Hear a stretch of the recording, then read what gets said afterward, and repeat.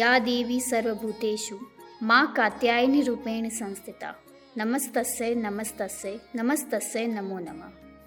प्रणाम। आप सभी श्रोताओं को चैत्र नवरात्रि की हार्दिक शुभकामनाएं।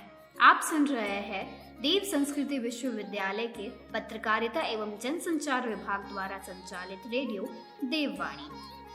कशिश, क्या तुम्हें पता है भक्ति और भाव में क्या अंतर है? नहीं नेहा, मुझे तो नहीं पता। नहीं पता चला? चलो अब तुम्हें पता चलेगा। तो चलिए हम आप सभी श्रोताओं को सुनाएंगे हमारे विशेष कार्यक्रम श्रद्धे की कक्षा से कि चैत्र नवरात्रि के 5वें व 6ठे दिन की कक्षा की कुछ ज्ञानवर्धक बातें। छठे दिन श्रद्धे ने माता शबरी की नवधा भक्ति के तृतीय सोपान का वर्णन किया।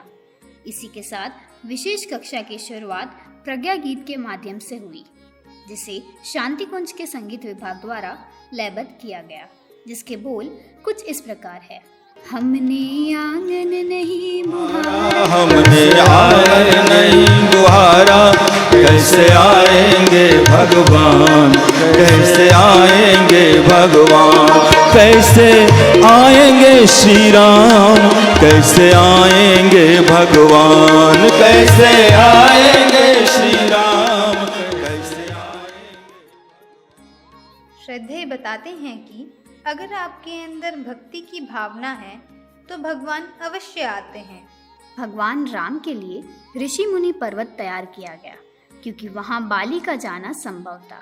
बाली ने रावण को भी पराजित किया था, इसलिए बाली को अपने बल पर बड़ा अभिमान था।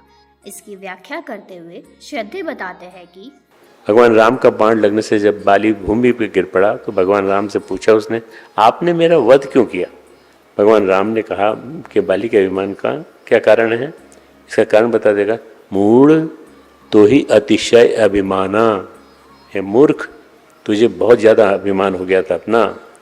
नारी सिखावनी करनी न कहना, तुम्हारी पत्नी ने तुम्हें सत्य का साक्षात्कार कराने की चेष्टा की, पर तुम्हारे अभिमान के कारण उसकी अवहेलना की और तुमने ध्यान नहीं दिया। माता शबरी भगवान राम से कहती हैं, आपको माता सीता का पता लगाना है तो आपको पंपा सरोवर जाना होगा, वहाँ आपकी सुग्रीव से मित्रता होगी।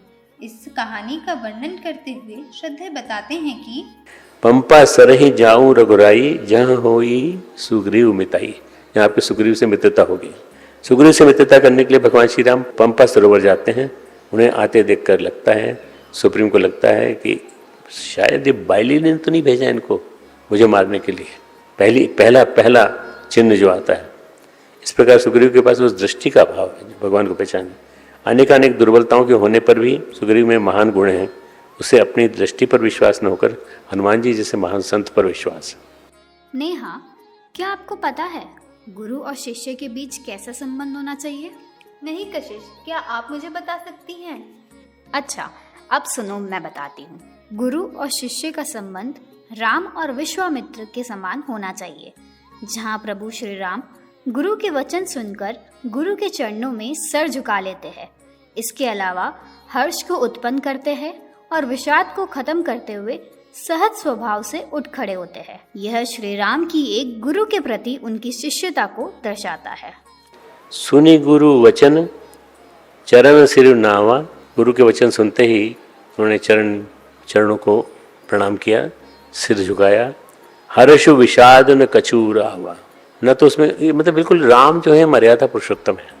मर्यादा पुरुषोत्तम होने के नाते वो उनके मन में किसी तरह का कोई भाव नहीं आया। न हर्ष है न विषाद, समत्व स्थिति में होकर धनुष की ओर चले।